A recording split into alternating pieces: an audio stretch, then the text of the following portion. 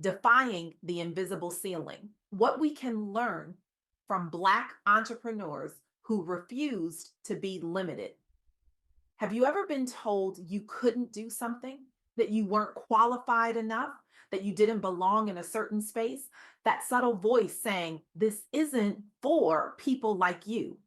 Now imagine hearing that voice not just occasionally, but systematically, repeatedly throughout your entire professional life.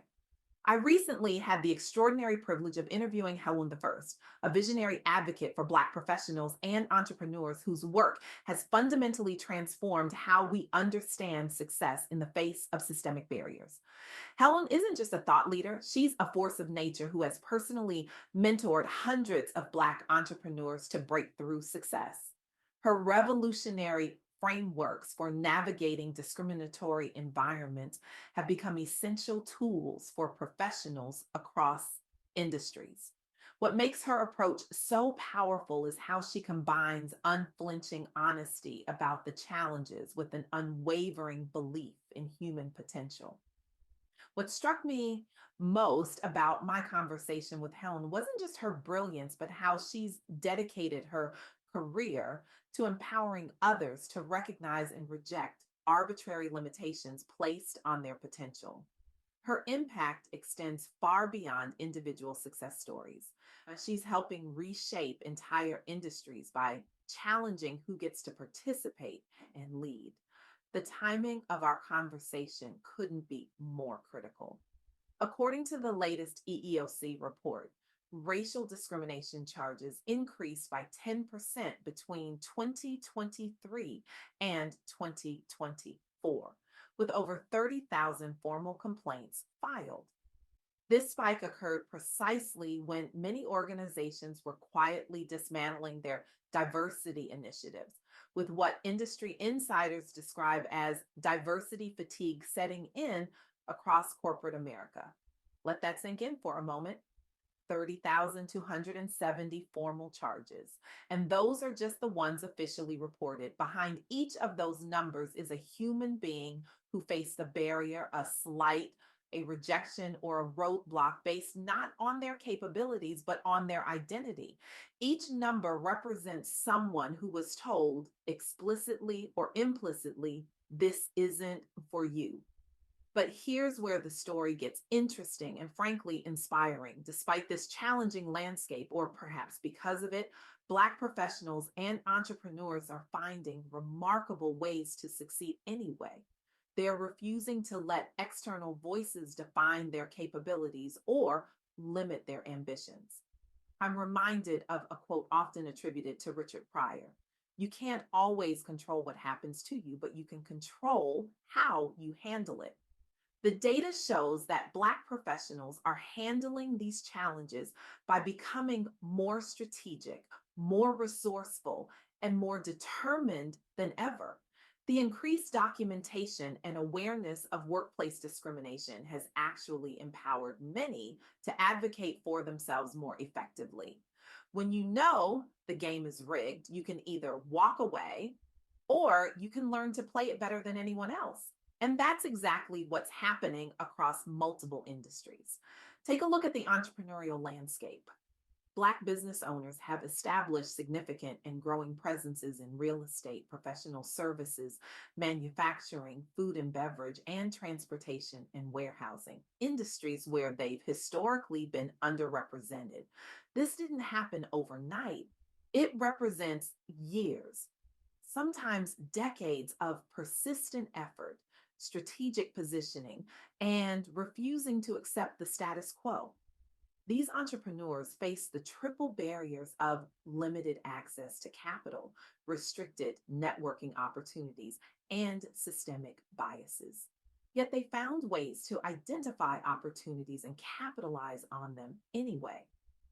I spoke with a Black real estate developer in Atlanta, Cynthia, who told me how she was repeatedly denied loans despite having a stronger business plan and better credit than white colleagues who received funding.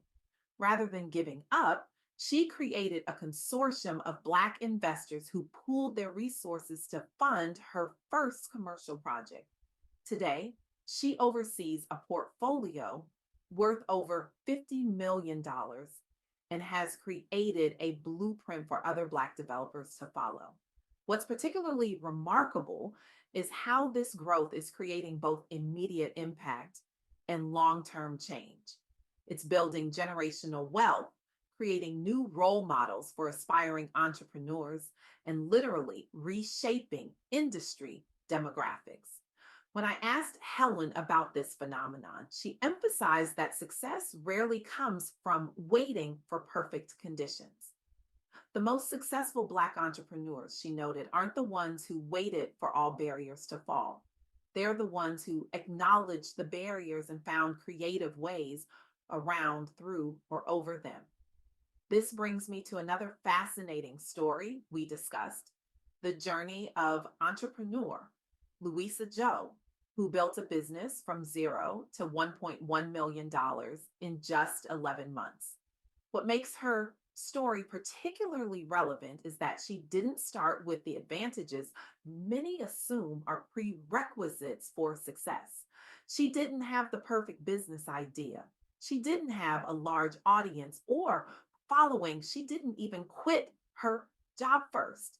She built her coaching business while still working 9 to 5, reaching six figures before she ever handed in her resignation. Instead of reinventing the wheel, she focused on proven strategies. Instead of settling for initial success, she set ambitious goals that pushed her beyond her comfort zone. And perhaps most importantly, she refused to accept the conventional wisdom about what was required to succeed. Before her breakthrough, Louisa experienced numerous failures. But rather than seeing these as evidence that she should give up, she treated them as data points, valuable lessons about what actually works in business development. Today, she's not only built an eight-figure business, but she's helped over 3,500 clients build their own businesses through her coaching programs and digital courses. Her story perfectly illustrates a principle that Helen emphasized repeatedly in our interview. The greatest limitation we face is often not external discrimination, though that's very real, but our internalization of others' limited vision for us. Let me say that again because it's worth repeating. The greatest limitation we face is often not external discrimination, though that's very real, but our internalization of others' limited vision for us. When we believe the narrative that certain achievements aren't for people like us, we do the system's work for it. We self select out of opportunities. We aim lower than our capabilities. We accept less than we deserve. This is precisely why representation matters knows so profoundly. When we see people who look like us succeeding in spaces where we've been told we don't belong, it doesn't just inspire us, it literally expands our sense of what's possible. I'm reminded of something Toni Morrison once said: if you find a book you really want to read, but it hasn't been written yet, then you must write it. The same principle applies to career paths and business opportunities. If you don't see people like you in the role you aspire to, that doesn't mean it's not for you. It means you might need to be the pioneer who creates that path. This isn't about toxic positivity or suggesting that systemic barriers aren't real. The data I shared earlier makes it abundantly clear that discrimination remains a significant challenge. The playing field is not level, and pretending otherwise doesn't serve anyone. But there's a profound difference between acknowledging obstacles and allowing them to define your possibilities, between recognizing discrimination and internalizing it as a limitation on your potential. What Helwen's work illuminates so brilliantly is that while we can't always control how others perceive or treat us, we retain absolute authority over how we perceive ourselves and what we believe we're capable of achieving. This mindset shift doesn't just benefit individuals, it creates ripple effects that can transform entire communities and industries. When one Black entrepreneur succeeds despite the odds, they typically don't just build wealth for themselves. They create jobs, mentor others, and demonstrate what's possible to an entire generation of aspiring professionals. They change not just their own trajectory, but the narrative about what's possible for others who share their identity. This is why the work Helen does is so crucial. By highlighting these success stories and providing strategic frameworks for overcoming barriers, she's helping to accelerate this transformation. So, what can we all learn from these insights? How do we apply them in our own lives and works? First, we need to become aware of where we've internalized limitations, what voices, whether from specific individuals or broader societal messages, have we allowed to define what's possible for us? What dreams have we abandoned, not because we lack the capability, but because we were told they weren't for people like us? Second, we need to seek out and amplify counter narratives. Find the stories of people who've succeeded in your field despite facing similar barriers. Study their strategies, learn from their journeys, and let their achievements expand your sense of what's possible. Third, we need to be strategic about how we navigate obstacles. This isn't about pretending discrimination doesn't exist, it's about refusing to give it more power than it deserves. It's about developing the resilience, the skills, and the support networks that allow us to succeed anyway. And finally, when we do succeed, we need to recognize the responsibility that comes with that achievement. How can we use our position to create opportunities for others? How can we mentor, advocate, and invest in the next generation of talent? Because ultimately, this isn't just about individual success stories.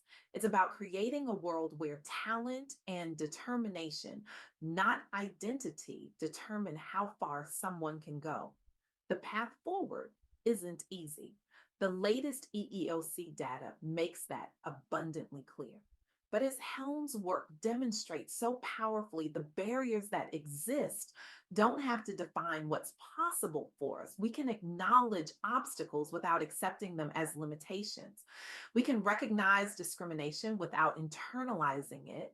We can be realistic about challenges while remaining ambitious about possibilities. And perhaps most importantly, we can refuse to let anyone else's limited vision determine our potential. So I challenge you today, identify one area where you've allowed external voices to limit your ambitions. One dream you set aside, not because you lack capability, but because you were told it wasn't for you. Write it down, look at it, and then take one concrete step toward reclaiming that possibility. Because when you defy those invisible ceilings, you don't just change your own life, you create cracks in the system that let light in for everyone who comes after you. Your success becomes a beacon, your journey a roadmap, your achievement a testament to what's possible.